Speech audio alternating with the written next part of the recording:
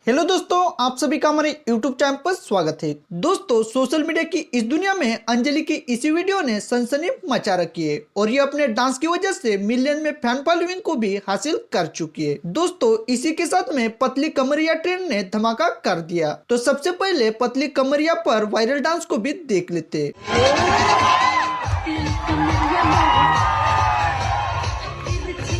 दोस्तों, कॉलेज में annual function चल रहा था, तब इन बैक बेंचर्स ने मस्ती करते हुए इस डांस को किया और इसी में मौजूद इनके दोस्त ने इनके डांस का शूट करके इंस्टाग्राम पर अपलोड किया और ट्रेंड के साथ में चलते हुए इनका ये वीडियो इंस्टाग्राम रील्स पर धूम मचा चुका है। इनके इस डांस पर अभी 4.8 मिलियन व्यूज आ चुके हैं और लाखों लोगों ने इनके इस डांस को पसंद किया है।